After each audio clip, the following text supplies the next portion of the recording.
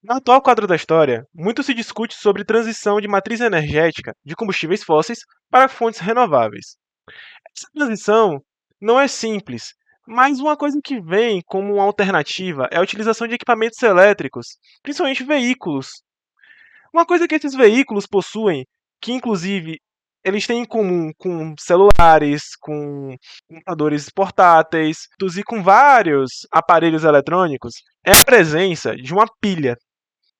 Essas pilhas, em geral, elas têm que ser leves e têm que ser eficientes. Nesse cenário, entram as pilhas de lítio-cobalto. Sangue pelo lítio do meu Samsung, guerra por cobalto no meu Apple, lendo sobre Wilson.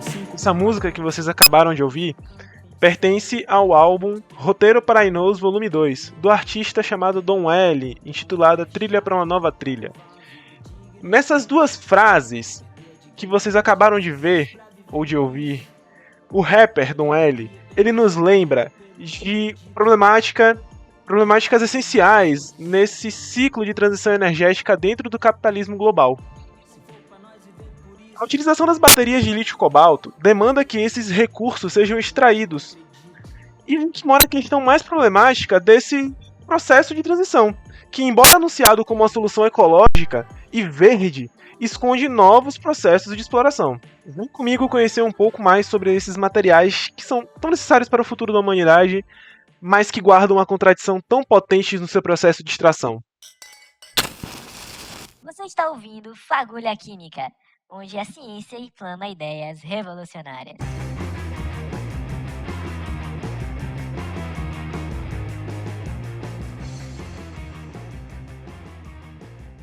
Vamos começar pela primeira parte da denúncia de Don L. A guerra por cobalto. Mais de 70% de todo o cobalto do mundo vem de um único lugar. Vem das minas da República Democrática do Congo. E a realidade lá é devastadora, gente. Em 2016, um relatório publicado pela Anistia Internacional, chamado This is what we die for, traduzindo, isso é por isso que morremos, né? Uma tradução livre.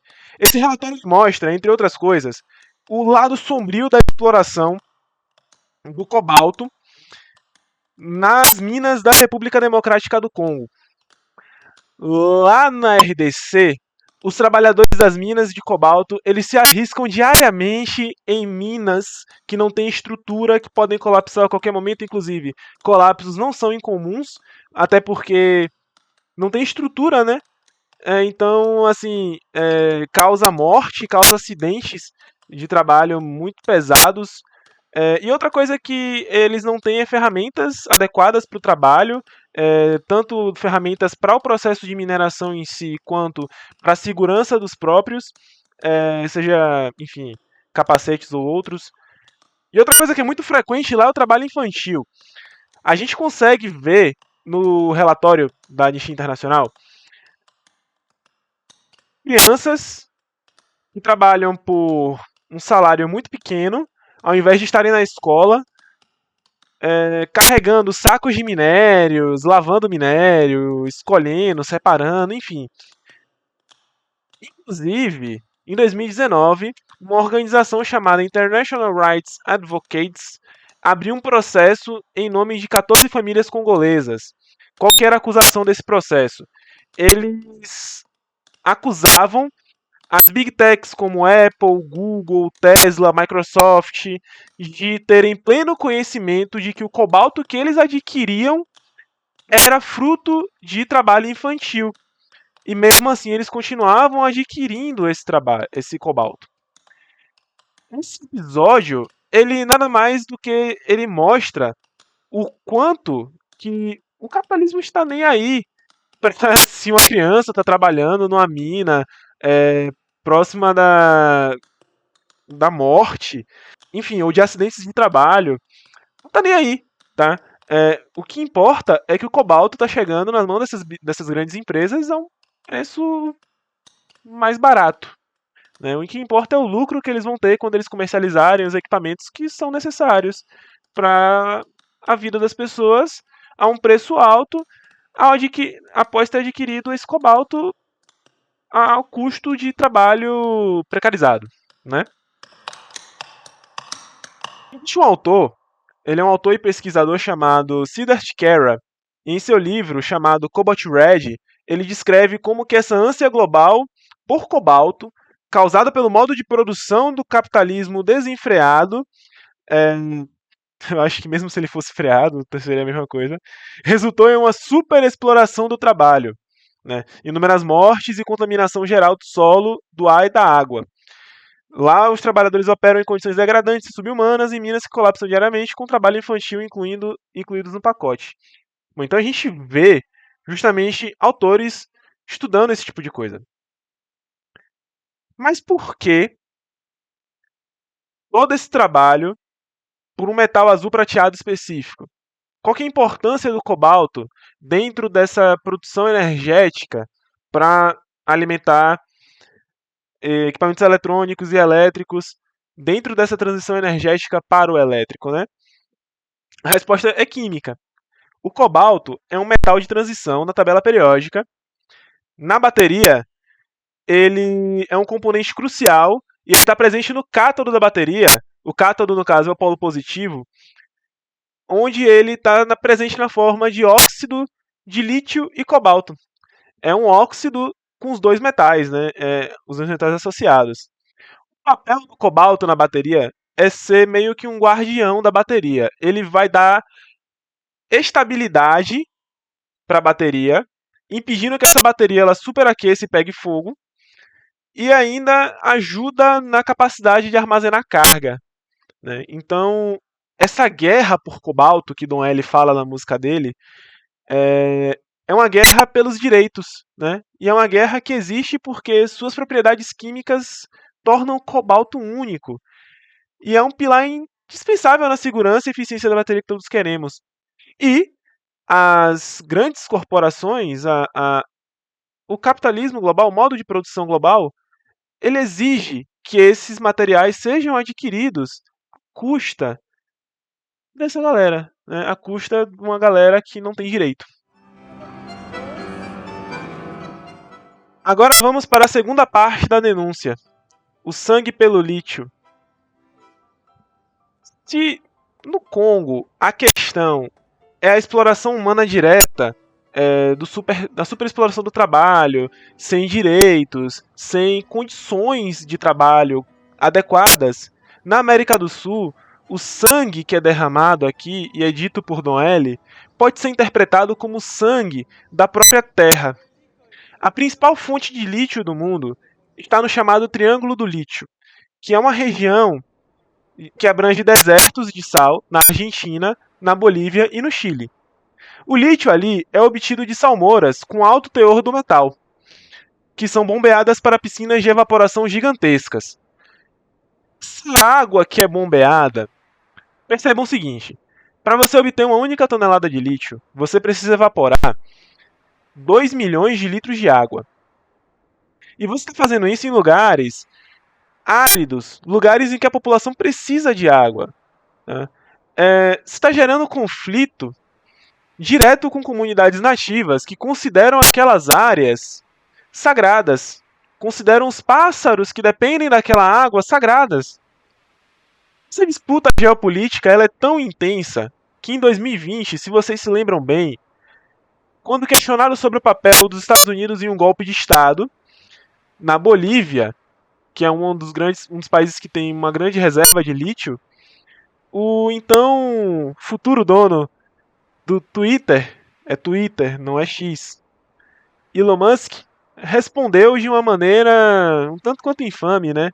Dizendo que, abre aspas, daremos um golpe em quem quisermos, lide com isso, fecha aspas.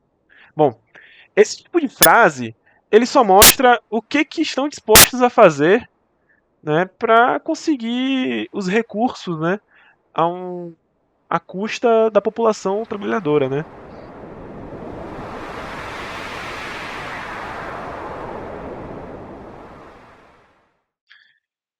Bom, e novamente, o que o lítio tem de tão importante para ele estar presente nessas baterias e para ele ser um dos protagonistas nessa grande disputa? A resposta é na sua natureza química. O lítio ele é um metal alcalino do grupo 1 da tabela periódica e ele tem 3 prótons no seu núcleo. Por conta disso, ele vai ser um metal extremamente leve. E ele é um metal que tem um dos elementos com maior potencial de oxidação, ou seja, ele, devido à presença de um único elétron na última camada, ele consegue perder esse elétron com uma facilidade muito grande. Essa combinação de uma extrema leveza com alta capacidade de perder elétrons, de fazer com que elétrons entrem em um processo de uma reação de oxirredução, é o que torna ele um metal tão importante para as baterias de alta duração modernas, porque as baterias precisam ser leves e eficientes. O sangue pelo lítio, que Noelle fala na música, ele é derramado porque, na busca por um metal capaz de manter uma bateria eficiente em funcionamento, se ignora direitos básicos, como o direito à vida dessa população. Agora que a gente conhece os dois protagonistas, o lítio e o cobalto, vamos entender como que eles trabalham juntos. Ó, uma pergunta que sempre surge quando a gente está dando aula de eletroquímica é: professor, bateria e pilha é a mesma coisa? E vamos fazer uma grande diferenciação aqui. De forma simples, uma pilha é uma célula galvânica. O que é uma célula galvânica, professor? É uma célula onde dentro dela ocorrem reações espontâneas, ou seja, reações que não precisam ser forçadas, de oxirredução. Se vocês não lembram lá no ensino médio, reações de oxirredução são reações onde elétrons são trocados, onde uma espécie química perde elétrons e outra espécie química recebe esses elétrons. Na célula galvânica, nós vamos ter um ânodo, eu gosto de chamar de anodo, é muito mais gostoso, mas é ânodo, que é o polo positivo, onde ele se oxida, onde ele perde esses elétrons, e esses elétrons vão ser transferidos através de um condutor ou de uma solução eletrolítica até o cátodo, onde o cátodo é o polo positivo, onde vão chegar esses elétrons, ou seja, onde vai ocorrer um processo chamado de redução. Esse fluxo de elétrons a gente chama de eletricidade, e é essa eletricidade que alimenta o celulazinho que está na palma da sua mão. Beleza? Bateria é simplesmente um conjunto de pilhas ligadas em série. Então essa é a diferenciação básica entre pilhas e baterias.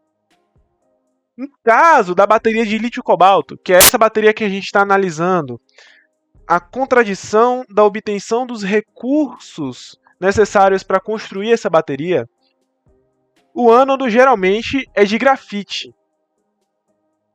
E o cátodo é onde se encontram os nossos dois protagonistas, o lítio e o cobalto. Eles vão estar lá presentes na forma de óxido de lítio-cobalto. O eletrólito vai ser um solvente com sais de lítio. Ou seja, se você dissolve um sal, geralmente esse sal ele vai se dissociar. Eu vou ter íons positivos e íons negativos. Os íons positivos vão ser os do lítio, já que ele é um metal. Esses íons eles vão se movimentar ali, essa carga vai se movimentar, e essa dança desses íons, coordenado estruturalmente pelo cobalto, é o que vai conferir a estabilidade, o cobalto vai conferir a estabilidade no processo de carga e descarga, e é o que vai causar esse processo de alimentar todos os equipamentos eletrônicos que a gente conhece. Beleza?